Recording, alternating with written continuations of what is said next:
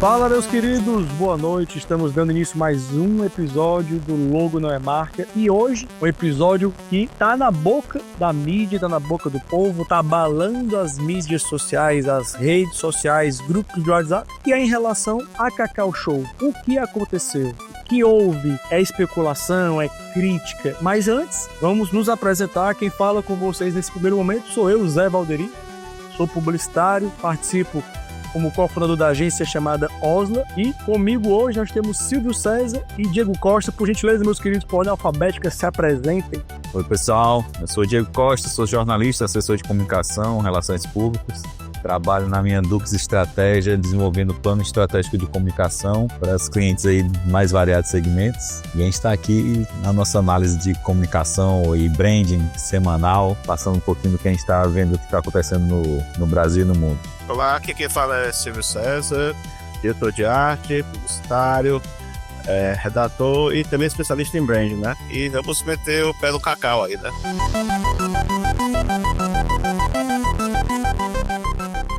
Aproveitando essa deixa do Silvio, né, vamos fazer então uma pequena introdução.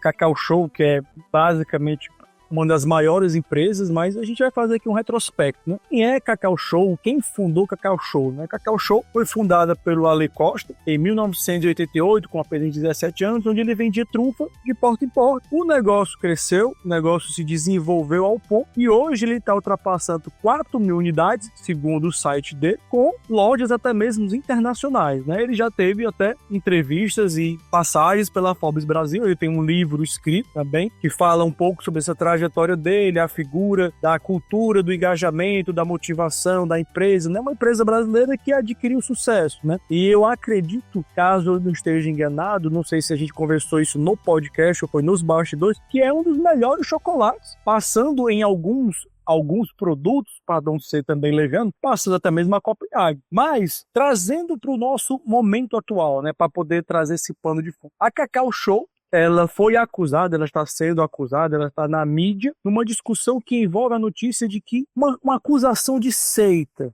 entre rituais intensos e fechamento de lojas, né? E nós estamos no meio dessa crise nesse exato momento. Uma loja foi fechada, houve acusações de que o Ale lidera uma seita, que quando as pessoas não se envolvem, ele rechaça as pessoas, há uma perseguição, e estamos envolvidos nisso. Afinal de contas, essa comunicação, essa gestão de marca, como ela deve se desenvolver nesse momento, né? O Diego, né, como a gente já está no 10º episódio, já está todo mundo aqui ciente. Caso você não chegou nesse episódio, Diego Costa, ele já participou, ele participativamente, de ajustes em relação a suportes com marcas e gestão de crise. É uma das expertises dele, e nós vamos estar tocando nesse ponto, né? Vamos falar um pouco sobre isso. Como a comunicação tem que se portar nesse momento, né? Qual é o poder da comunicação? O que ela pode fazer de certo e errado nesse momento? Abro aqui, após essa pequena introdução, para a banca, para que vocês possam falar do que vocês têm noção até o momento, meus queridos. Fiquem à vontade. Bom, o Ale Costa, né, além toda essa questão que está envolvendo a Cacau Show, não é só a questão da seita, né, da dita seita, a suposta seita, e as interpretações disso, e também as questões de lojas que estão sendo fechadas, né. Eu acho que o mais danoso para a imagem da empresa, né, no caso, das franquias especificamente, são todas as questões que geram os fatos que os franqueados estão colocando como os problemas que estão sendo gerados, né? Da questão de possíveis supervalorizações de produtos para compra pelo franqueado, que está vinculado ao contrato, de mudanças de acervo que tem que ser comprado para poder comercializar, de algumas práticas de cobrança de juros, né, da franquia. Então, eu acho que o mais danoso, né, nessa relação aí, que foi exposta, né, mais fortemente agora na última semana, é toda essa questão de como que isso causou danos financeiros e psicológicos às pessoas que resolveram estar dentro do mundo da Cacau Show e fazendo parte como franqueado, né?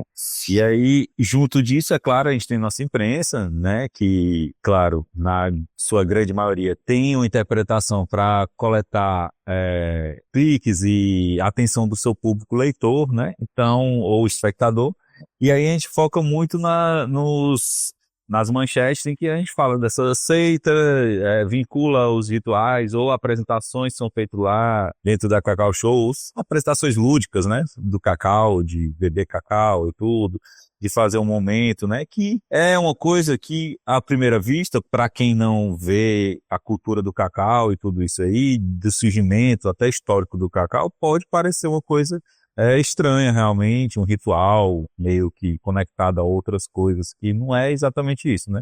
Não é questão de defender ou não, mas é porque é importante as pessoas se vincularem aos fatos, né? O cacau realmente é uma produção que começou com os povos originários, né? E essa interpretação é uma bebida que causa uma euforia, uma energia, né?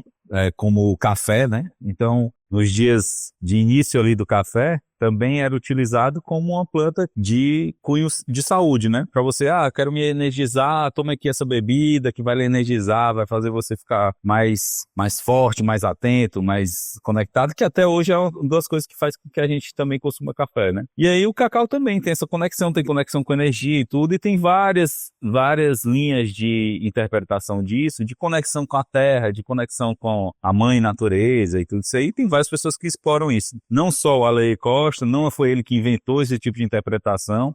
A gente tem spas, tem chefes de cozinha, tem pessoas que desenvolvem cursos para você lidar com o seu eu, né, de trabalhar a sua saúde mental, como o Murilo Gun. Tem diversas pessoas que utilizam o cacau como uma fonte de conexão com o seu eu interior, de lidar com isso. E é essa linha que o Alex Costa trabalha dentro da Cacau Show, de conexão com o produto que ele vende. Muito espertamente, isso gera um marketing de comunidade, né, como a gente já falou aqui várias vezes, que fortalecem o brand, né, da comunidade. Isso não é errado. Acho que o errado está na não interpretação de várias coisas, né? Alguns franqueados podem não ter visto muito bem todos os detalhes da relação de contratual da franquia.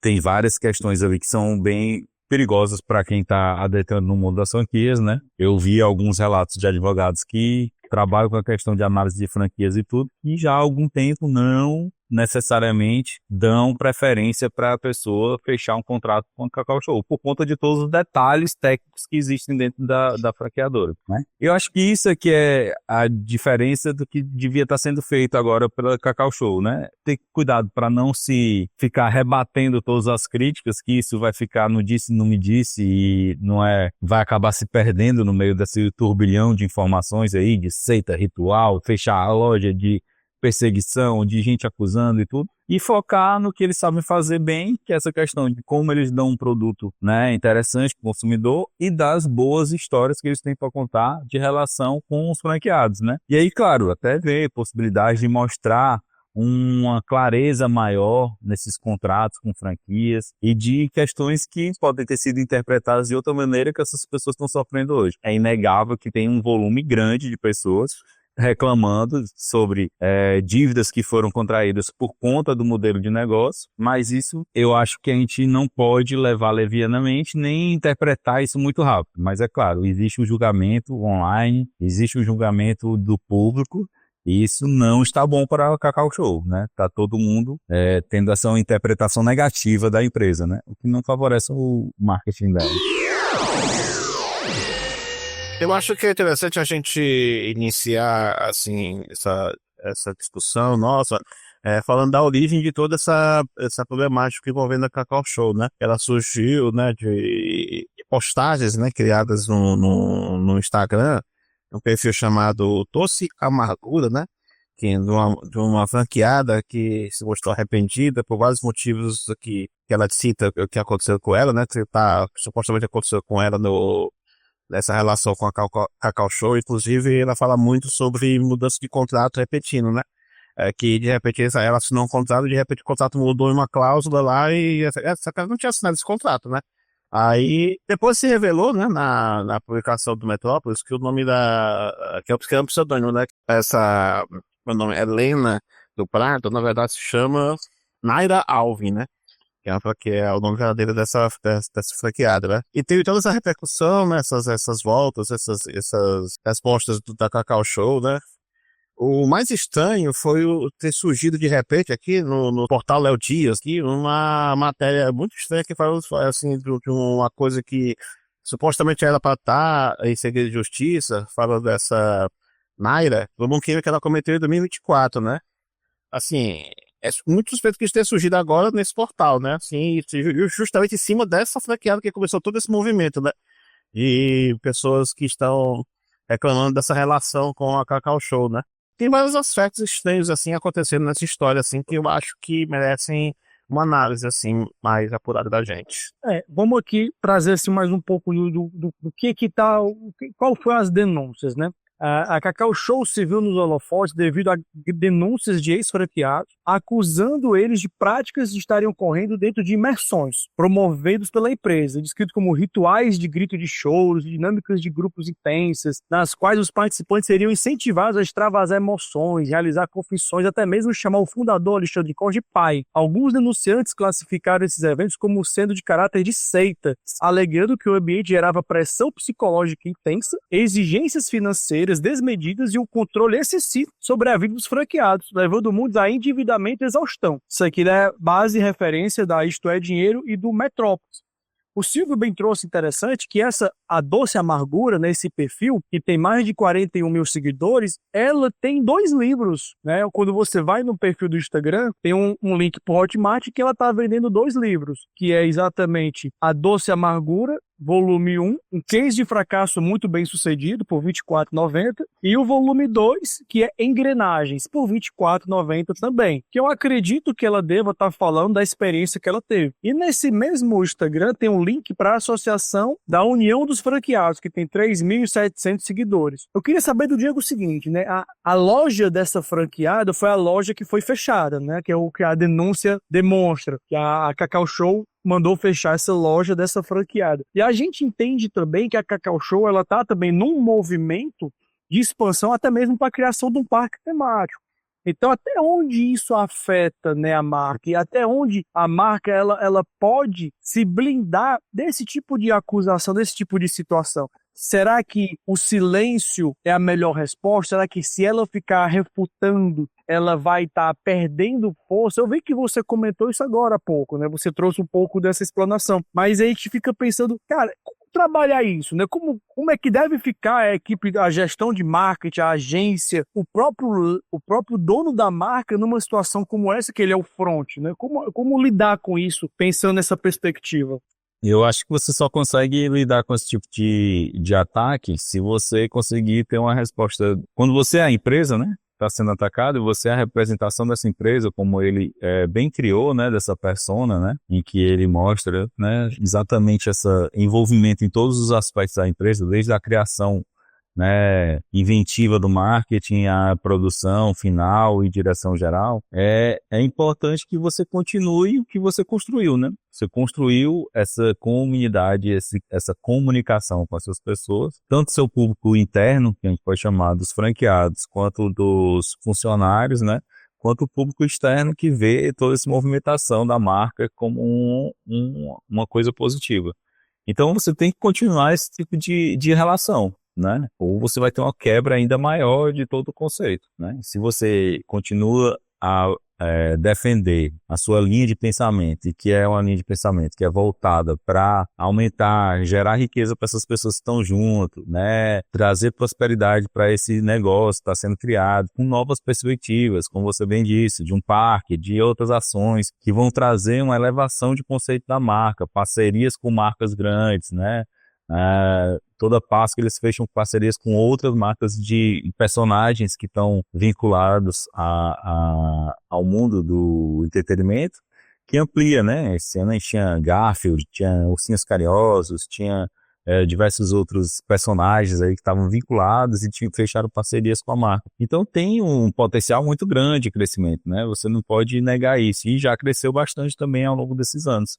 Então, é importante isso, você continuar a manter essa linha de trabalho, de comunicar e debater as questões que estão sendo tratadas de uma forma assertiva, planejada, bem estruturada e bem apresentada. O quanto mais direto e aberto a poder você estar mostrando o retorno de coisas que estão sendo interpretadas. Eu estou falando isso dentro da linha de pensamento de um dono da marca como ele, que está sendo atacado nesse nível. Se ele defende todas as questões do que está sendo executado como uma bandeira, está sendo bem executado, tem uma motivação para cada uma dessas ações que estão sendo reclamadas, tanto na área das franquias, desenvolvimento de negócio, quanto também de marca e de interpretação, que a gente pode levar esse lado dos ditos rituais e momentos ali do Cacau.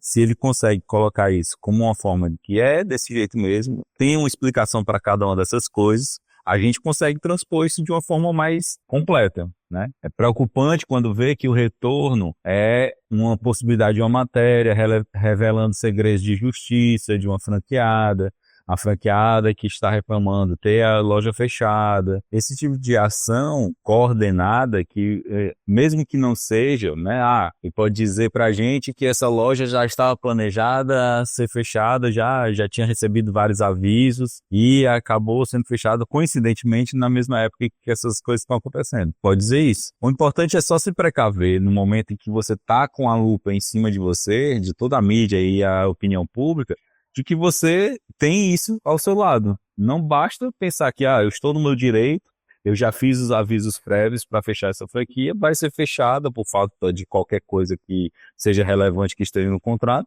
mas não pode se deixar de interpretar assim, olha, a gente vai fechar, mas a gente está passando por esse momento. Não seria melhor fazer uma outra ação? Então, na hora que você está no olho do furacão, toda ação tem que ser estratégica.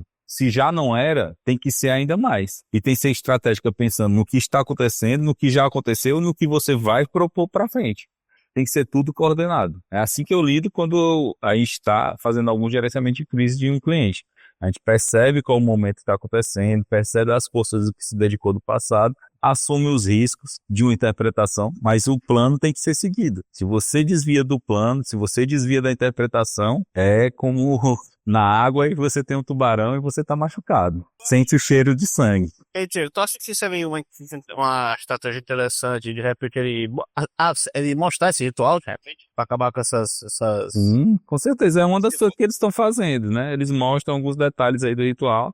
E realmente, eu vi alguns vídeos, é exatamente o que eu falei. São momentos de conexão com o produto que ele vende, na forma original que foi repassada pelos povos originários que plantaram as primeiras plantas e começaram a interpretar isso, que era justamente aquele caldo mesmo, da seiva ali do cacau, que era trabalhado e era distribuído ali para os guerreiros da tribo, como forma de energizar, de fazer um ritual ao redor de uma fogueira e tudo isso aí. Até bem menos do que é em alguns outros locais. O problema é a lupa que está sendo dada. Se você conecta isso com todas as ações, aí você está sendo criado midiaticamente um personagem maléfico da pessoa que cria rituais e chama para...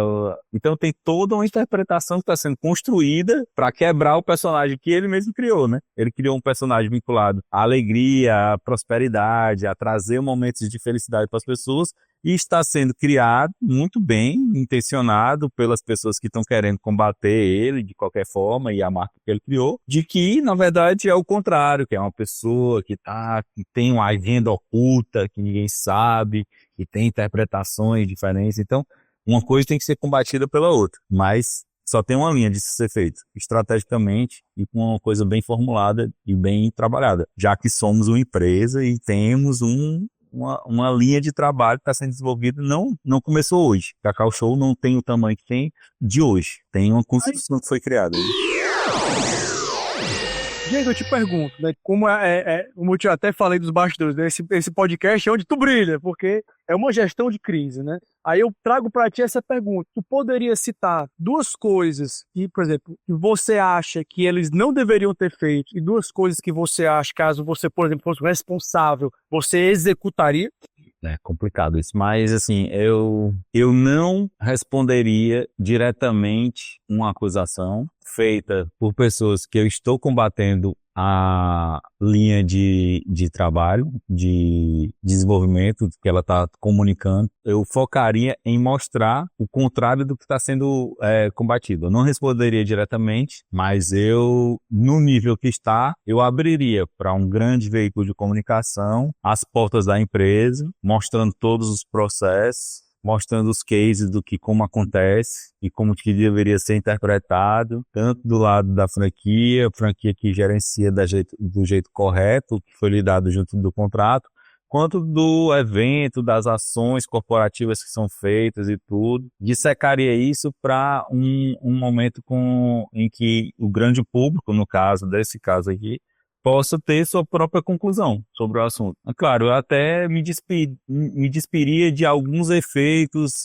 fantásticos que são colocados na própria imagem da lei, dele colocar alguns adereços e tudo, para deixar ainda mais direto de ser a pessoa ou o empresário, junto com o sócio também, o Túlio, para mostrar como é que eles lidam realmente com o dia a dia, como a empresa é complexa, e tem vários meandros, tem várias questões que possivelmente podem ter sido alteradas. Isso aí eu estou especulando, né? Eu não sei, mas eu sei pela análise de mercado, né?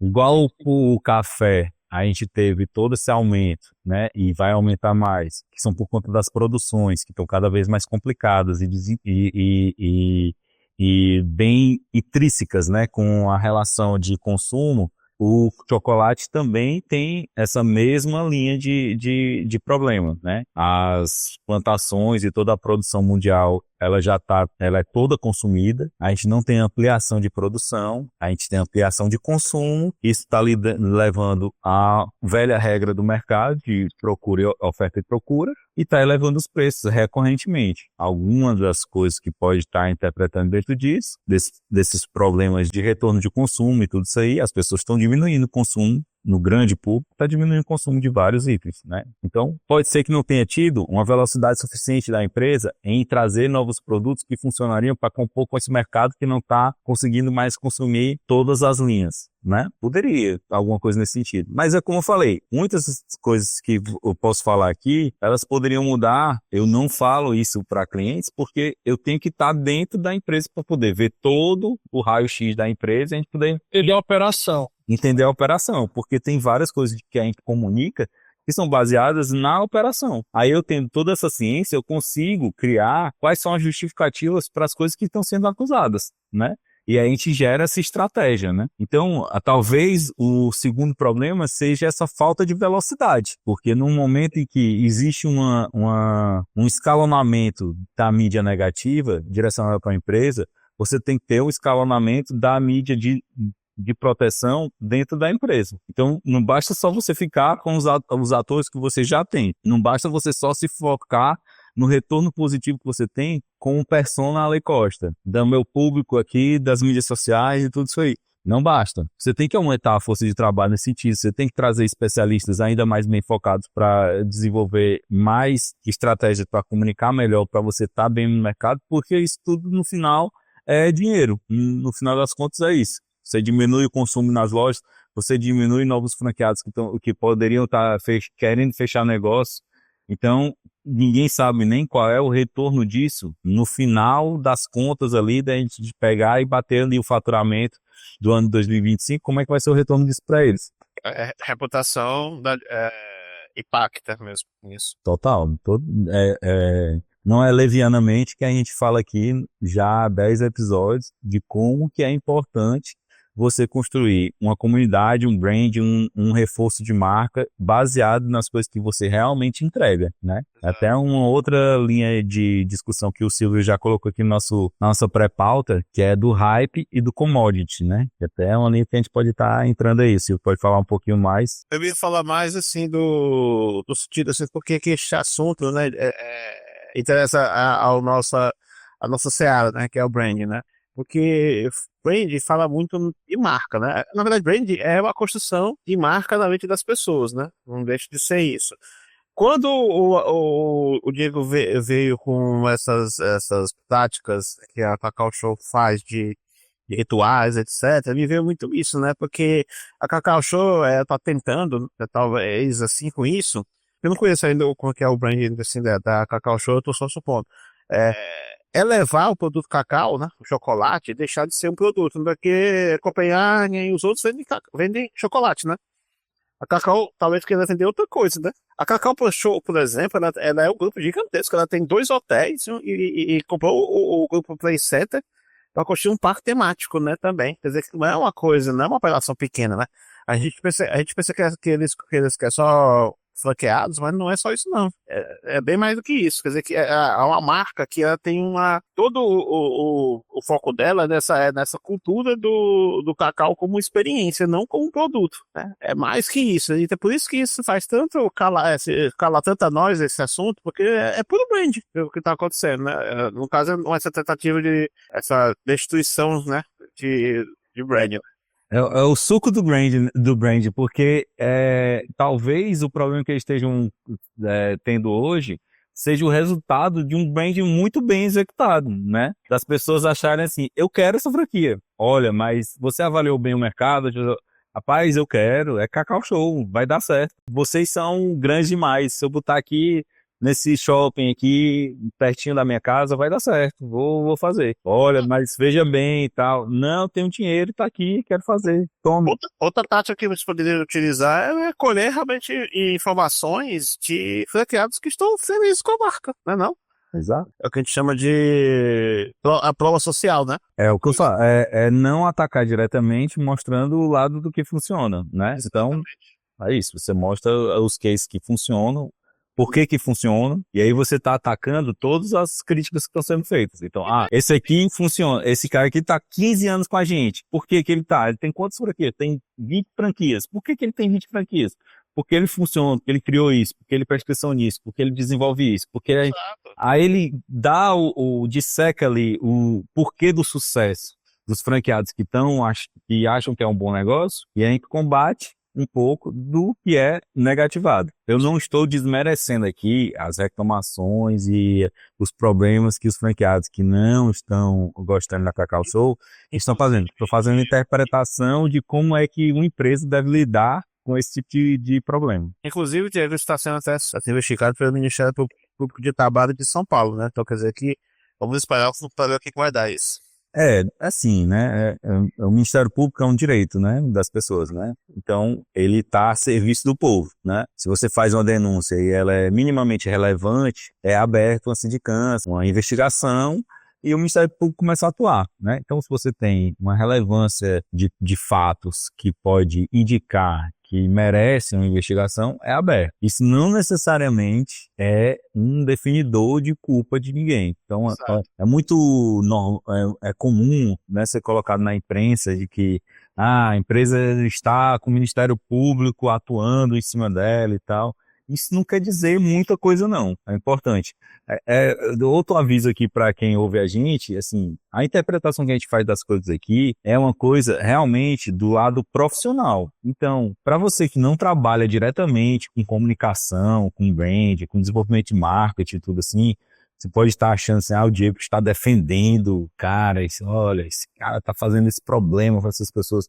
Não é isso, assim, eu estou colocando só os fatos, né? Como diria a minha esposa, que é gestora de empresas, contra fatos não há argumentos. E o fato é que o Ministério Público funciona e quando tem realmente uma coisa errada, ele vai até o fim e funciona para defender a população e quem solicita a sua atenção. Mas o fato de iniciar uma investigação no Ministério Público não quer dizer que a pessoa é culpada ou que a empresa é culpada de alguma coisa especificamente. É interessante a gente parar para analisar, né? Enquanto vocês falavam, eu dei aqui um Google e caí no site do UOL, na aba de economia, e aqui ele mostra o quê? Que nos últimos 4 anos a penetração nos lares brasileiros do doce, do chocolate, aumentou de 85,5% em 2020 para 92,9% em 2024. Ou seja, nesse período a frequência de consumo também aumentou de 56% para 65%. A cada 10 casas, 9 possuem chocolate ou derivados. E o brasileiro está consumindo, em média, 3,9 quilos de chocolate por ano. Então, fazendo como o Diego, e aproveitando o bonde do Diego, eu converso também com a minha esposa, e ela já participou da implementação de algumas franquias, e cara, é surreal, assim, imagine a Cacau Show, mas a Helena, minha esposa, ela já participou de franquias menores, onde tinha prova para os franqueados, até mesmo de contabilidade, provas de fluxo de caixa, os pontos tinham que ser aprovados pela franqueadora, onde ia ser feito, qual era o fluxo, tinha que ter um mapeamento, tinha que ter uma pesquisa. Por quê? Porque exatamente para não queimar a marca e não queimar o investimento. Nós estamos falando de uma empresa que tem mais de 4.000 unidades. Então, tipo assim, também não quero acusar e não quero ser leviano. Será que não foi uma má administração dessa franquia? Será que essa franquia ela não estava num ponto interessante? Será que a economia daquela cidade, daquele bairro, não estava complicada? Eu, por exemplo, aqui, eu faço muito uso da Cacau Show. E eu sempre vou na Cacau Show que fica dentro de um supermercado próximo da minha casa. Mas se aquele supermercado, por exemplo, passa por uma reforma, ele tem que fechar as portas, aquela franquia ela vai ficar penalizada. Ela vai ter que fechar também, porque ela está dentro do mercado. Então, imagine outras franquias, né, que possam sofrer alguma coisa. Aí eu pergunto agora para o Silvio, que é um cara que já também trabalhou em grandes agências, atendeu grandes contas. Silvio, como você analisa essa situação dessa possível seita? Isso será que está afetando a cultura da empresa que está sendo posto em xeque? Será que esse brand, a cultura que ela quis construir com os franqueados, de trazer essa mística da marca, está sendo afetado dessa forma, ou você acha que, de repente, que solução poderia ter? A pergunta, às vezes, até é difícil de conseguir conjecturar. Sempre a relação entre franquias, né?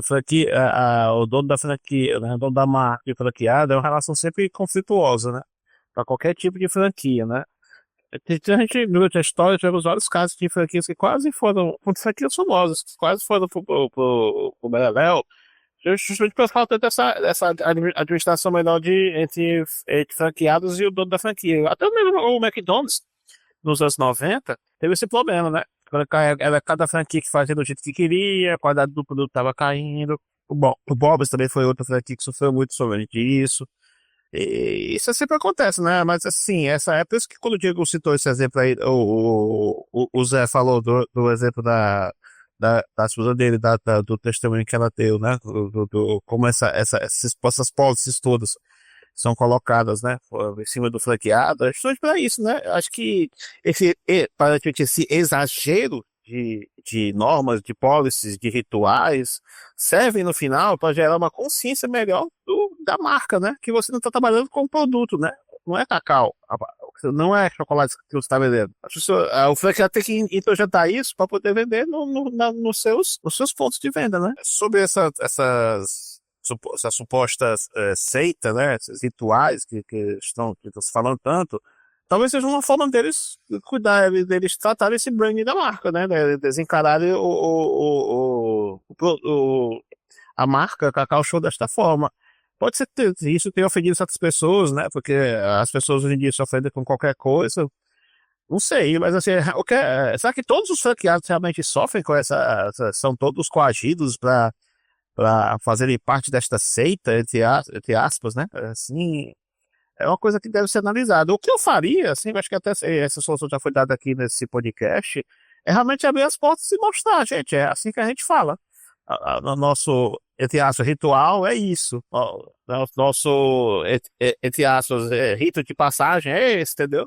Deixar a coisa aberta mesmo, para todo mundo ver. Se for algo, às vezes pode ser não ter nada demais, mas eu seria mais transparente nesse sentido, sabe? Mostrar para as pessoas, porque coisa escondida demais gera burburinho mesmo. Você reafirma os valores, né? Exatamente. A gente trata o cacau aqui dessa forma, né, com cerimônia realmente, para vocês interpretarem isso dentro das marcas de vocês. Porque a gente ama tanto o cacau que a gente faz isso, né? Assim, Mas não necessariamente ninguém está colocando o cacau no lugar de Deus, né? A interpretação está sendo colocada nas matérias. Exatamente. Pois é, gente. Aí é que tem uma coisa, né? Tipo assim, eu vou dar minha opinião, né? Minha opinião barra a minha consultoria, mas eu vou antes falar, eu vou abordar um ponto que eu escutei uma vez. Eu participei de uma palestra ano passado e o palestrante estava falando sobre cultura e experiência do cliente, né? E ele trouxe o case da empresa, que eu acho que é a Riot Games, Games, que é a que faz o League of Legends. E ele comentando, né, ele foi visitar, né, ele mostrou que fez uma visita técnica na sede da Riot, né? Perdão, desculpa aqui a pronúncia equivocada. A Riot Games, aí ele fez uma visita técnica com o grupo na empresa, né? E ele perguntou pro cara que estava fazendo a gestão da visita técnica como é que era a seleção de colaboradores, né? Tipo assim, se muitas pessoas vão, né, pelo hype da empresa, né? Ele falou, cara, vem. E das nossas perguntas principais, nossas primeiras perguntas na entrevista de emprego é: qual é o teu ID? Qual é o teu ID? Em que posição tu joga? Qual é o personagem que tu joga melhor? Por quê? Porque eles querem que a pessoa que vá trabalhar na empresa, desenvolvendo, dando suporte, seja lá o que for, dentro do League of Legends, seja uma pessoa que viva aquilo ali. E aí entra na minha parte, que eu digo que seria a minha orientação. Uma coisa que eu noto muito, dentro da experiência que eu tenho, né, dentro da minha lente, da minha ótica e da minha vivência, não posso falar pelo Brasil, pelo mundo todo, é que muitas vezes as pessoas adquirem uma franquia simplesmente pelo fator econômico. Tipo, tô com uma grana guardada, vou adquirir uma franquia para fazer uma renda. Ou então recebi, sei lá, uma herança, tem uma indenização, seguro-desemprego, vou comprar uma franquia. Eu vou colocar para minha esposa administrar, para minha filha administrar. E aí, para mim, é onde entra um pouco, vivendo esse mundo onde o brand hoje está com uma luz muito forte em cima dele, que é necessário fazer uma gestão desses stakeholders, principalmente do franqueado. Eu acredito piamente que esse franqueado ele precisa passar por uma entrevista para saber se ele tem fit com a marca. Essa pessoa que vai estar franqueando, ela é uma pessoa que consome chocolate, ela entende da cultura da Cacau Show, ela já é um consumidor, ela vivencia essa atmosfera,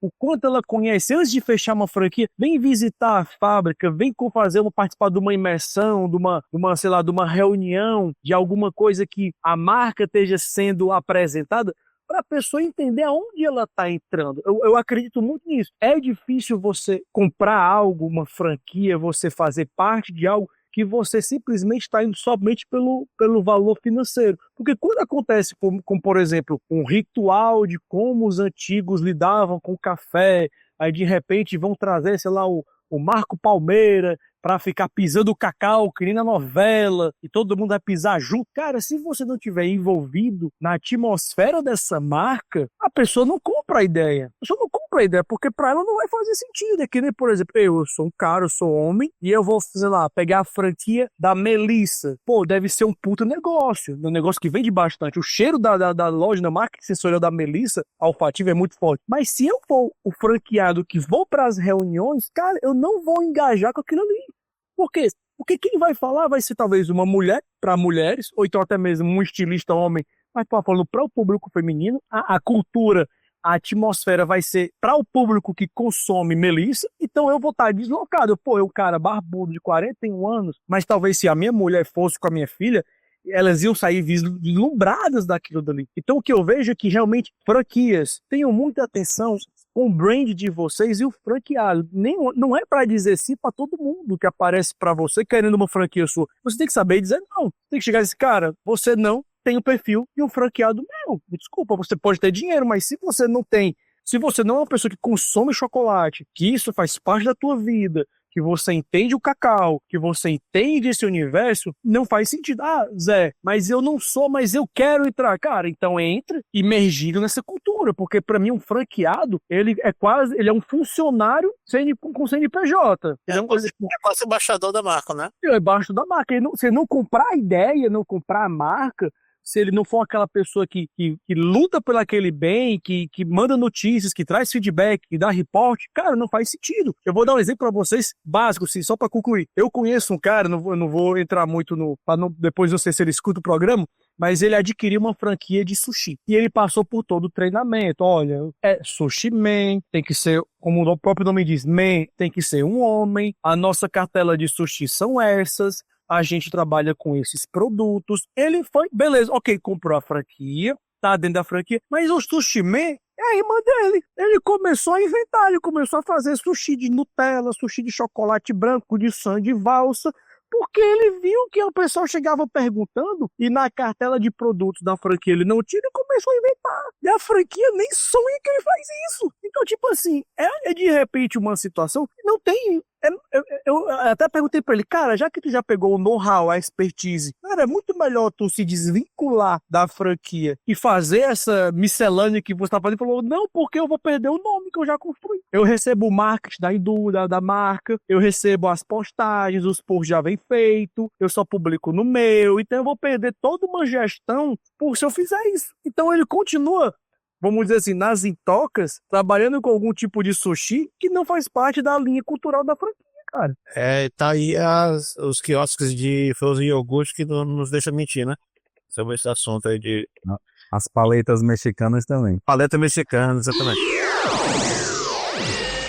Outra coisa, né, gente, que a gente, acho que isso entra no cerne da questão, né, do branding, e talvez, você possa estar sendo leviano aqui, é o que falta Cacau Show, então, um brand mais claro, então, porque se deu esse problema todo, é assim, porque eu tô aqui no site da Cacau Show e não tô entendendo o que a Cacau Show vende, entendeu? Eles desenvolveram muito bem o lado fantasia, mas Tá claro isso, assim, Tem que clicar, cara. Tem que clicar. Você pode, tá como pegando marca, no lado operacional, né? você como marca, você pode ter a visão mais linda do mundo. Ah, e era o seu Balduco que fazia os panetones à mão. Tá, mas é um comércio, cara. Então, tipo assim, se chegou onde chegou, você tem que deixar bem claro, pô, qual é a linguagem? Qual é o tom de voz dessa marca? Como é que o franqueado tem que se portar? Será que o franqueado dentro da loja, ele tem que usar uma bata cor de chocolate para mostrar que ele é um franqueado, que ele é uma pessoa, ele tem que ter uma muito farda? mais, né? E muito mais, né? Por que que a gente tá vendendo isso, afinal de contas?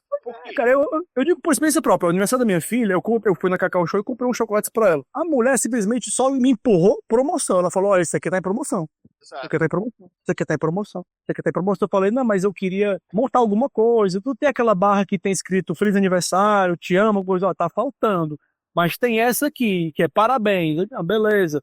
Mas, cara, falta, às vezes, o próprio atendimento consultivo. E às vezes a pessoa culpa a marca por algo que, tipo assim, o produto, ele tecnicamente se vende sozinho. Mas se você não tiver aquela percepção de, cara, como é que eu posso maximizar isso daqui? Tipo assim, sei lá, ah, tu já experimentou a nossa trufa com sorvete? Fica deliciosa. Aí essa barra, se tu derreter no micro-ondas em cima de um biscoito waffle, fica maravilhoso. Cara, aí essa barra tu coloca em cima de um bolo, fica delicioso, ela derrete com uma cobertura. Se você não chegar pro teu cliente e oxigenar ele com possibilidade, cara, fica difícil. A marca, ela não se vende sozinha, o produto se vende só. A marca, ela já tá consolidada.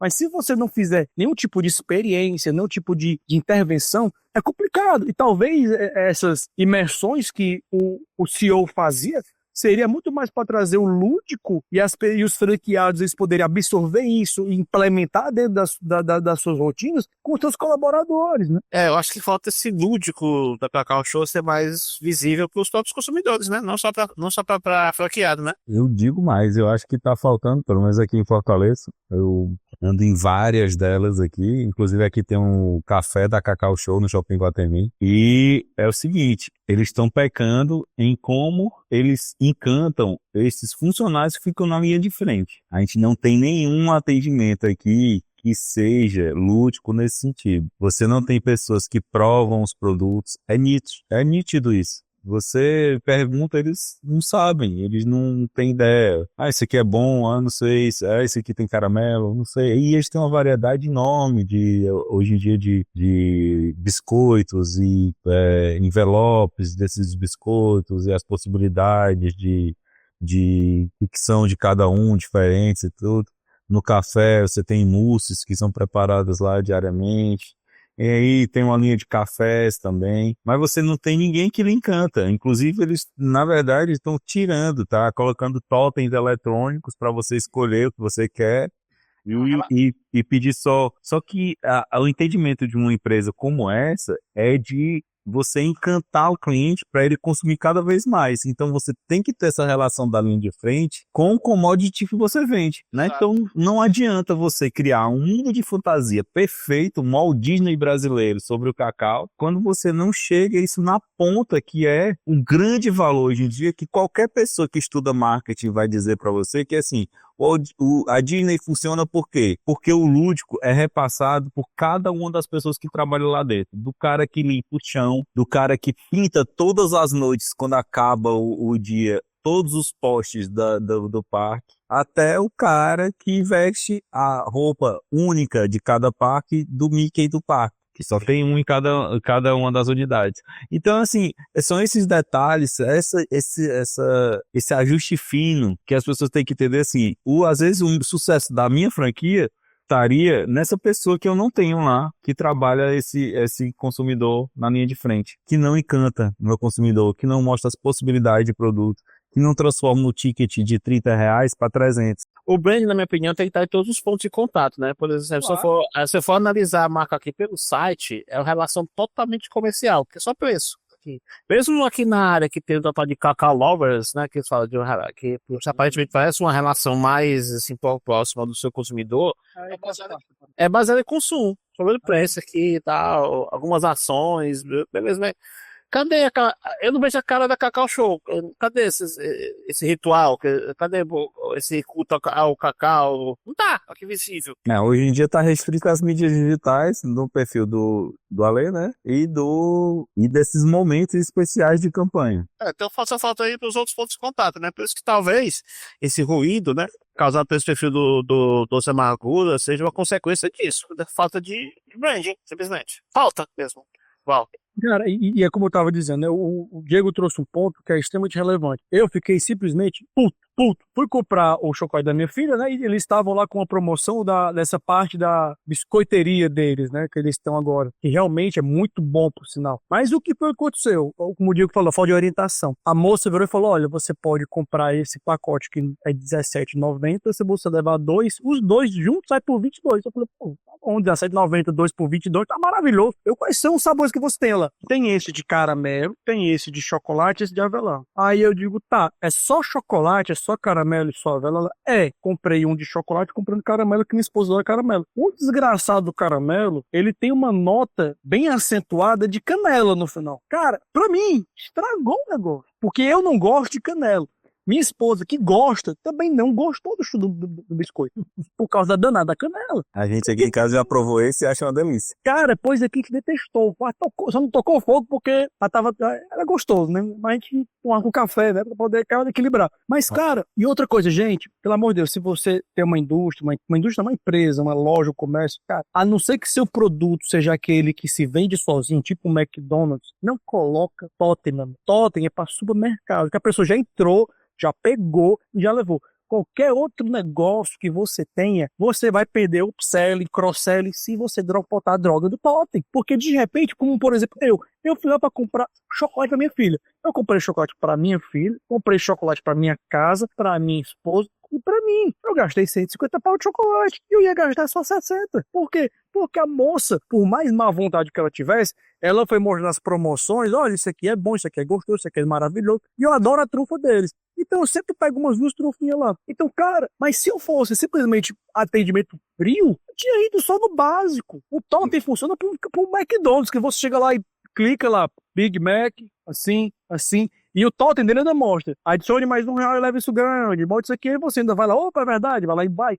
Totem realmente só funciona se for na versão 2.0 ou 3.0, quando você tiver os agentes mesmo, né? Os robozinhos bonitinhos, bacaninhas, falando com você, com a IA ChatGPTiana, falando, sabe, todos os detalhes de todos os produtos, com personalidade super prazível, para poder te relacionar tudo que você quer, fazer combinações rapidamente para você comprar mais, e lhe passar mais detalhes baseados no seu perfil, que já vai estar dentro do banco de dados dele, e ele vai te dar o retorno.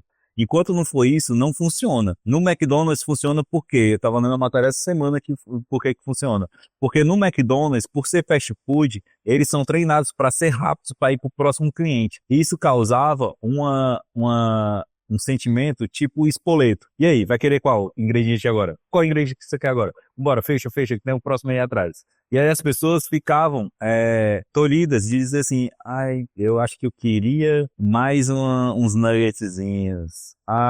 Além do nugget, eu vou querer um sundae hoje. Vixe, mas foi tão rápido lá na entrada que eu já tava na agonia, eu tava no drive-thru e já tinha uma pessoa atrás de mim, agoniada. E eu tava ali na fila também do caixa e já tinha A pessoa já chega, eu quero número 2, número 3, pronto. Eu quero Coca, pronto, tá, tchau. A pessoa fica agoniada, né? Fica querendo terminar logo o pedido também. Seguir o movimento da manada de que tá acontecendo na sua frente. A gente tem a tendência a repetir os padrões que a gente tá vendo. Quando você quebra isso na expectativa de um totem dentro do McDonald's, que você coloca lá e você quebra o tempo da pessoa, não tem mais aquela agonia. Eles botam 4, 5, 6 totens hoje, além do atendimento também balcão. Além do aplicativo, que quando aquilo do totem tá grande, eu sento na cadeira e peço pelo aplicativo e ainda aparece meu nome na tela lá, eu fico aí. Exatamente. Mais, cara. E aí te dá tempo pra tu passar lá, se tu quiser, 30 minutos. Ah, eu quero botar isso aqui, agora eu quero botar bacon nesse, eu quero mudar meu sanduíche, agora vai ter 3. Aí eles estão lançando virais no Instagram, que eles colocam influencers pra falar assim, olha o novo hack do totem do McDonald's, você pega isso aqui e compra isso aqui. Isso nada mais é sério mesmo, que o consumidor acha que, mas a gente sabe que é, né, que a gente trabalha com isso, mas o consumidor acha que o McDonald's vai deixar existir um hack que você compra coisa mais barata. Claro que não, querido. Você já era essa pessoa que ia comprar o mais barato. Ele só tá te dando a opção que você vai lá e compra mais. Cara. Então é a sua segunda ou terceira saída lá. Você foi da primeira, que foi a mais cara. A sua segunda ou terceira saída na semana vai ser do hack do baratinho. Porque, eu não posso gastar lá com o combo completo. Mas tem um hack aqui de R$5,90. Vou lá. O cara vai. É o extra. Eles sabem que é o extra. Foi criado pra isso. Foi pensado pra isso. Marca, brand, publicidade, comunicação. É isso, cara, é você mapear o cara. Você sabe, tipo, é básico isso que o Diego trouxe, é muito interessante. Como eu disse, eu não, como o a única coisa que o McDonald's hoje em dia é basicamente o sorvete. Mas eu tenho um aplicativo, porque quando eu vou no shopping com as meninas, a fila do totem tá muito grande, eu já peço pelo aplicativo pra agilizar. E, cara, vira e mexe, o aplicativozinho pipoca pra mim, ó, promoção exclusiva pra você. Eu digo, oh meu Deus do céu, exclusivo pra mim. Cara, então, por favor, gente, sorteou minha oportunidade. Mimimei, né? Mimimei. Seu número foi sorteado entre milhares pra você comprar um produto agora por não mais R$300, mais R$199. Isso está na nossa pré-pauta também criada pelo Silvio, né? Dessa questão de como que você utiliza esses dados para você potencializar seu negócio. O grande pulo do gato pós-moderno é você tem à sua disposição para qualquer tipo de negócio, você criando ou você já na linha de trabalho, uma vastidão de dados que estão aí para você interpretar o consumidor, para você criar um tailor-made, né? Feito sob medida para quem você quer entregar. E é até o básico de construção de comunidade, né? Você colocar, linkar isso para as pessoas, jogar para elas a problemática e dizer: me digam o que é que vocês acham que não funciona nisso aqui. É o básico de construção de brand, né? Você pegar e lançar um problema para a sua audiência, ou criar uma audiência e ir trabalhando a audiência nesse sentido, para você perguntar o que é que está sendo feito de errado e você, claro, num futuro bem próximo, lançar um produto que vai estar conversando com aquela comunidade, né? E aí o que é? A Glossier, né? Que é uma marca de maquiagem criada justamente nessa base, né? A dona não tem pouquíssimo tempo de vida, mas já é um sucesso internacional, né? Eles têm 4 produtos principais que foram lançados e ela fez justamente essa jornada. Ela lançou isso para a comunidade ela chegou para as mulheres e perguntava: o que é que não funciona na maquiagem de vocês? Uma enxurrada, né? E aí a gente sabe que o engajamento do ódio, ele é extremo. É um jeito benéfico de você usar o engajamento do ódio a seu favor. Genial. Você pega e diz: o que é que você odeia nesse tipo de coisa? Eu odeio isso. E aí você deixa aberto para as pessoas irem caminhando junto com você. Elas vão interpretar, elas vão falar dos problemas. Elas estão loucas para comentar. A gente nem foi pago pela Cacau Show e a gente acabou de dar uma lição para eles de tudo que a gente acha que devia ter sido trabalhado e tem que ficar focado de que não funciona no negócio deles, né? E é baseado muito nisso, nas nossas experiências de compra. E o que é que todo mundo tem dentro da cabeça sobre qualquer coisa que consome? É isso, o que é que funciona, o que é que não funciona. Eu amo por causa disso e eu odeio por causa disso. Inclusive, né, Diego, isso faz parte de uma das metodologias do brand, né? A gente saber o que que teria errado, né? A opinião do consumidor, né? A opinião das pessoas, né? Exato. O que é que eles acham errado, né?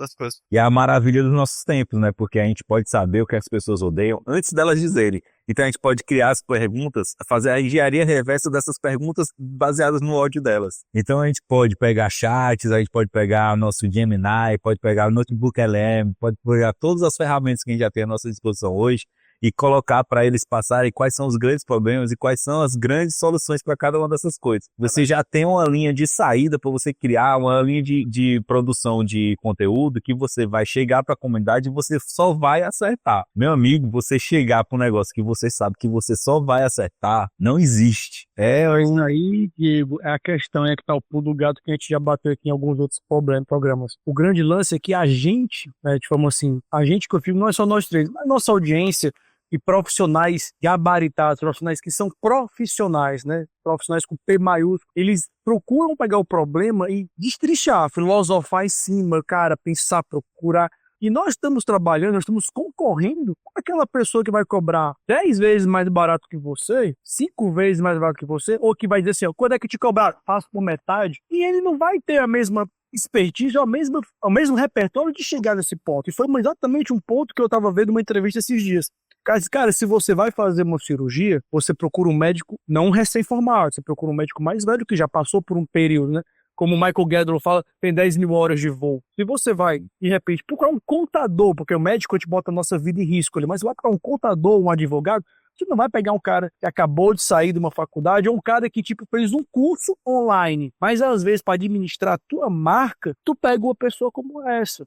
Eu não estou desmerecendo quem está começando. Quem está começando precisa pegar seus freela, precisa ir fazer seu trampo, tudo. Eu acho que é importante para desenvolver. Não pare de estudar, mas é difícil quando uma marca grande, uma marca robusta, uma marca que quer construir uma autoridade, compara um trabalho de alguém que tem anos do mercado com alguém que está há pouco tempo que não tem a expertise que você tem. Então é necessário você entender isso. Cara, não é caro. Caro é você pegar a sua marca, a sua autoridade e jogar no lixo. Isso é caro. Caro é o que a Cacau Show deve estar perdendo aí de acionista, de coisas, porque de repente não fez um trabalho ali de brand interno, de employee brand ou de gestão de comunidade com seus franqueados, para que evitasse uma situação como essa. Mas paciência, né? Aí fica essa ideia. Cara, se você tem uma franquia, se você tem uma empresa que tem várias unidades, você trabalha com influências, tenha uma pessoa para fazer a gestão dessas comunidades. Você tem que ter alguém que esteja lá entendendo a dor dela, ouvindo,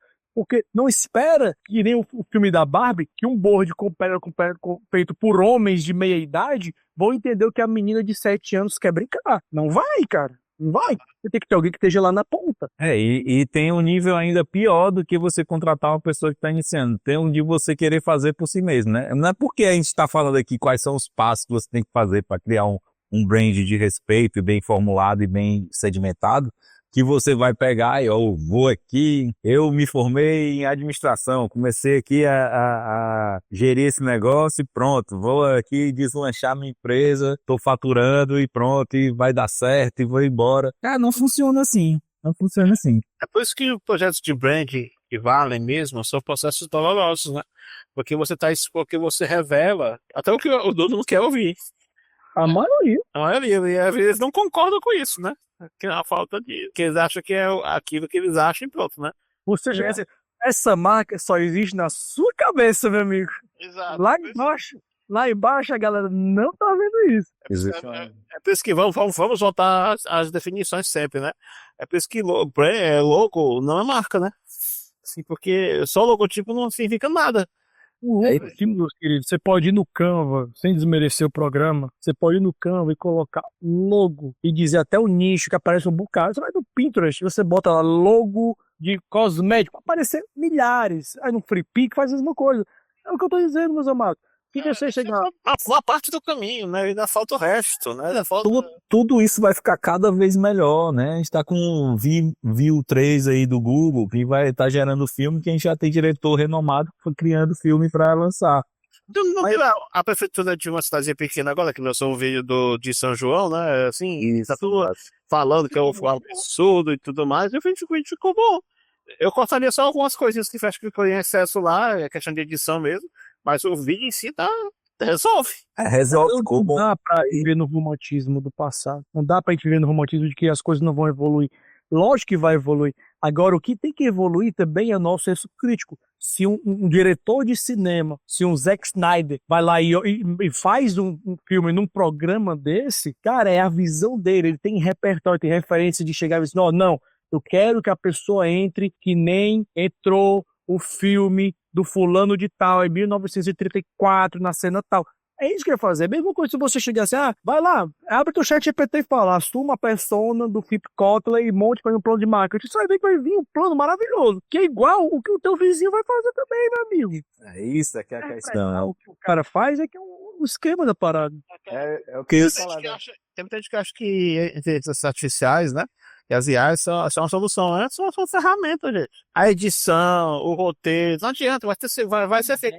A ideia vai ser feita pela gente, não tem como. E é igual você comparar a questão assim, eu posso fazer um Kickboxer 13, número 13 aí e lançar o filme hoje, né? Mas eu consigo fazer um Ainda Estou Aqui, Pois é. né? Você vai conseguir ter todas as pausas, todo o trabalho, o trabalho visceral de atores e de produção e de direção para você interpretar. E pode ser o melhor prompt do mundo.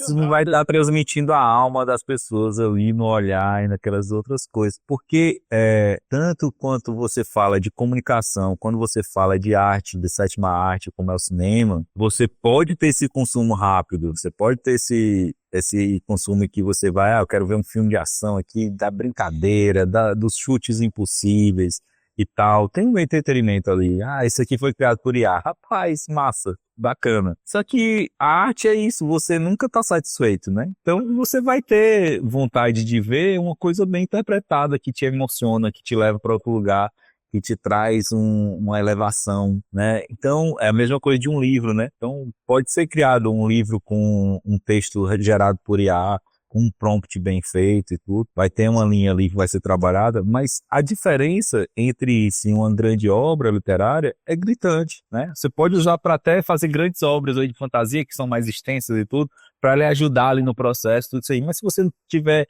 aquele artesanato de trabalhar a ideia, de lapidar, de chegar nessa movimentação, de conectar as coisas, por melhor que seja a evolução disso, você não vai ter. E se a gente tiver uma evolução que trabalhe e tem essa originalidade, então é porque a gente atingiu o status de conseguir recriar essa linha de interpretação de dados, né? Que a gente ter...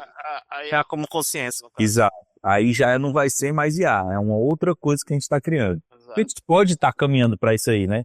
Eu espero que esteja caminhando para isso. Eu sou do lado do copo cheio, né? Ser do copo metade cheio, né? Eu quero que surja uma IA. Eu acho que nós precisamos de ter alguém com quem conversar, né? Assim, né? Eu também. Eu sou igual, eu sou da linha do Jô Soares. Se essa caneca me dizer bom dia, eu respondo bom dia. Por mim, pode aparecer. As loucuras que quiserem. Gente, é o que eu digo, tipo, o exemplo do Silvio foi muito bom, por exemplo, dessas prefeituras que fez o São João. Cara, aquilo ali talvez foi 2, 3 pessoas no setor de marketing da empresa, da prefeitura. E ficou legal, entregou a mensagem. Mas eu vou fazer uma comparação que não se deve comparar, mas fazendo...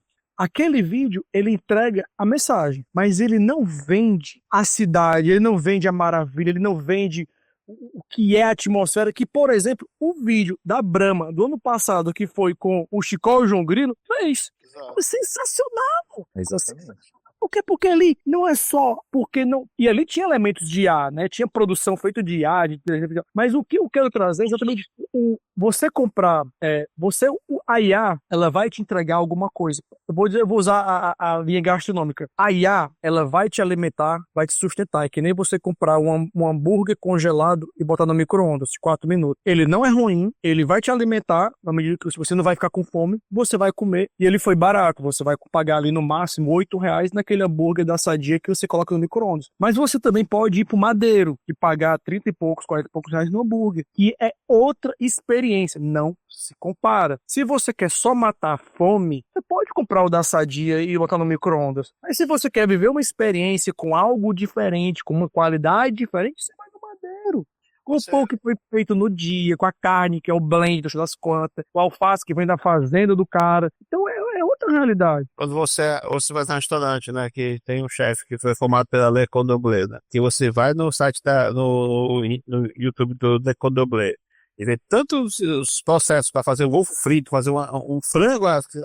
Gente, mas eu não entendo por que eles cobram tão caro por isso, né? Mas veja os processos, vejo todo o cuidado. Não é assim, não é, tem diferença.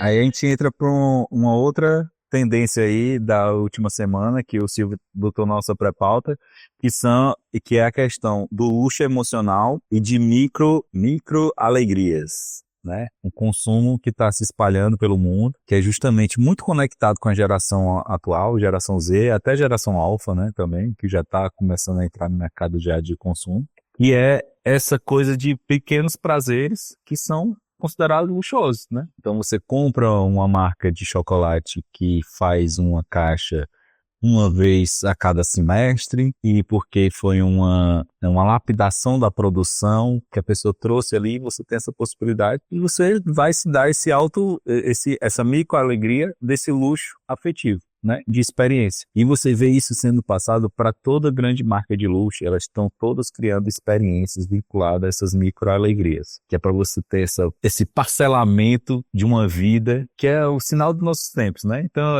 tem toda a interpretação, tem toda a comprovação social pela mídia digital, funciona para todos os aspectos. Então, é uma tendência muito interessante você perceber, né? Tanto para a gente trabalhar com comunicação, para quem também é dono de empresa e vende serviço e produto, que basicamente, virtualmente, quase todo tipo de negócio, a gente pode ter esse tipo de experiência, né? Pode estar satisfazendo esse novo consumo. E é engraçado que junta isso com uma outra tendência, que até deve ser uma interpretação até do mercado para isso, um modo de agir dessa geração. A geração Z, ela está ela tá mudando o conceito de aposentadoria final de vida de trabalho para uma aposentadoria parcelada. Então é muito comum você ter os jovens trabalhando em empresas com competência para isso, com graduação para isso e tudo, sendo bem sucedidos e tudo isso aí.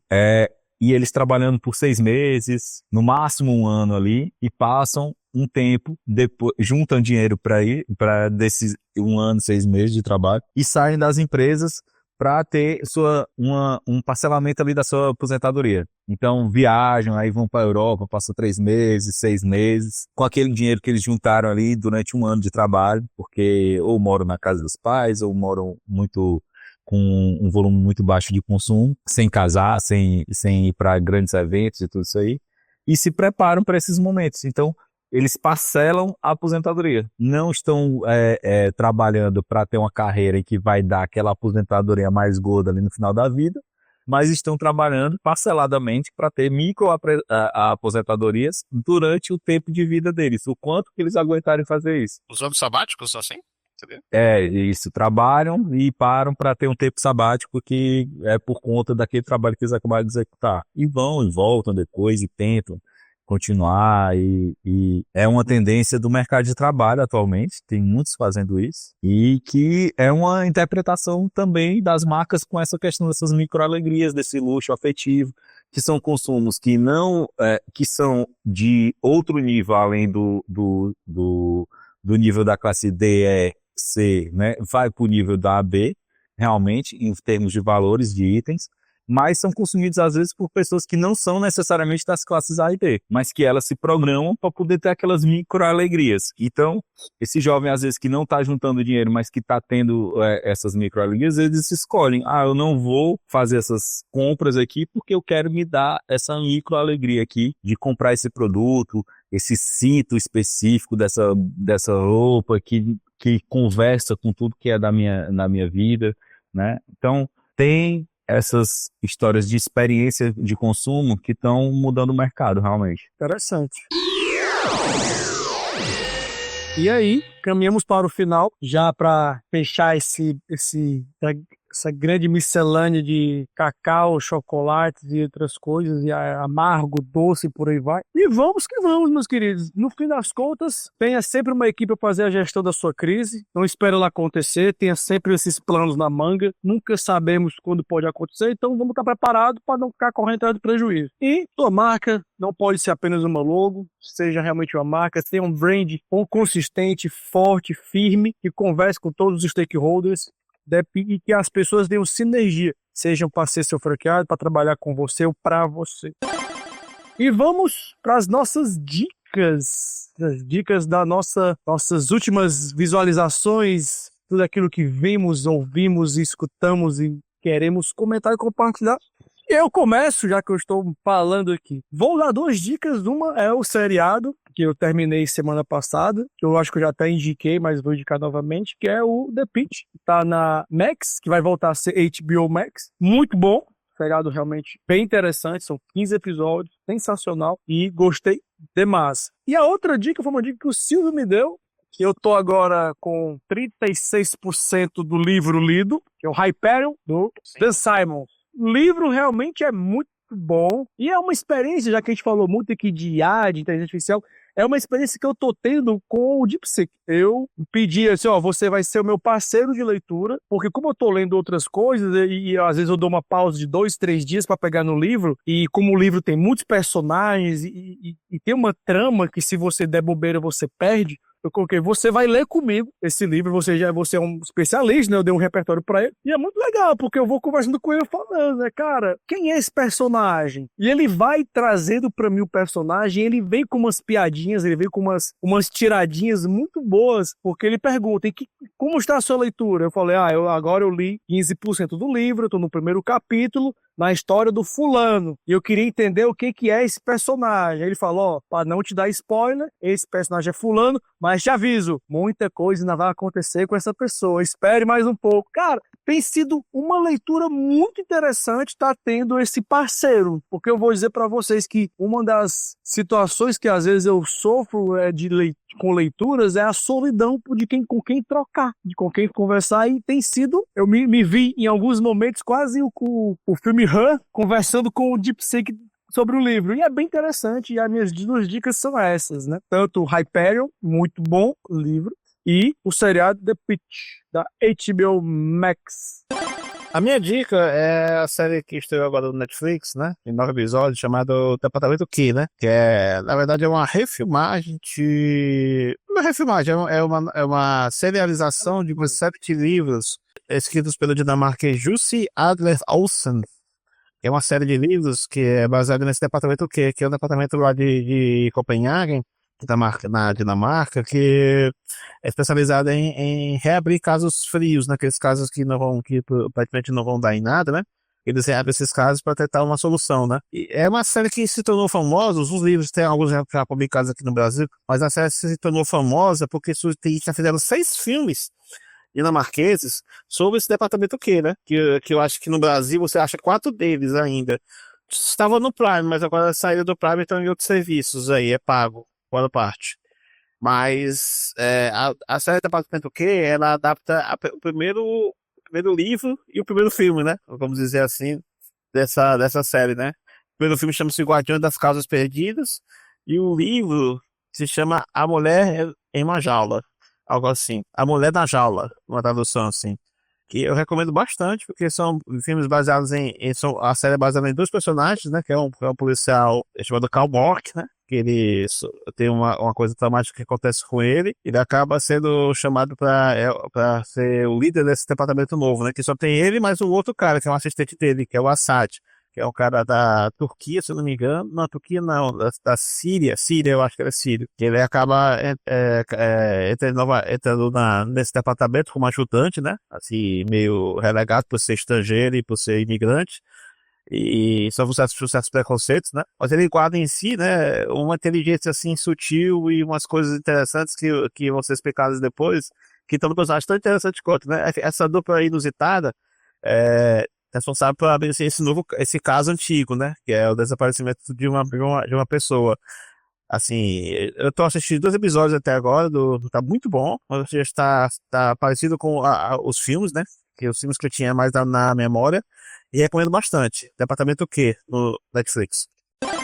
A minha é uma antiga, que é um anime, foi criado no mundo do League of Legends, o Arcane, e para quem não viu, é muito bonito, além de ter tido um roteiro muito bem feito, é uma ótima transposição do universo, do mundo dos games para uma interpretação de uma série, em que você vê, para até quem não curte muito questão de anime, tudo é bacana, porque é uma animação que tem elementos de anime, mas é muito artisticamente bem feita, né? Ela tem um quê de pintura de aquarela, né? De movimentação e tudo isso, que é muito bonito. E a história é bem envolvente, né? Tem 2 temporadas no Netflix. A última temporada saiu esse ano. E eu recomendo, acho que é um jeito bacana de você se introduzir para esse lado dos games, até para quem não tem essa vivência dos jogos, do League of Legends, né? Do LoL, mas que é um jeito simpático de você vislumbrar um pouco da janelinha do que é esse mundo. E de você ver a complexidade que a gente tem no mundo dos games, de como que essas coisas estão evoluindo e como isso fica vinculado a muitos outros mundos literários, poéticos, de artes, que eles permeiam aí pelo imaginário de quem gosta desse mundo. É isso, meus queridos. Dicas dadas, 10º episódio. Fechamos aqui 10.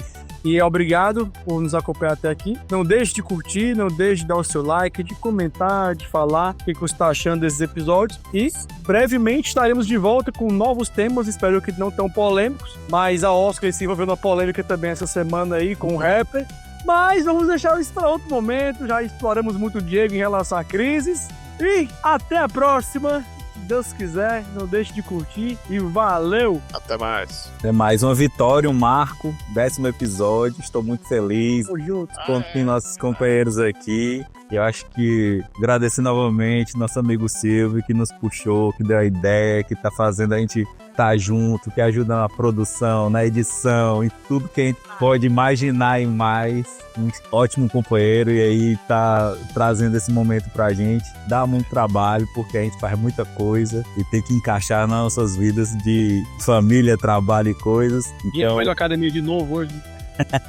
Muito bacana, obrigado Silvio. Parabéns a todos nós pelo nosso 10º episódio, que venham 10 elevado a 50ª potência e vamos embora. Valeu, pessoal. Até mais. Valeu, até mais. Sucesso.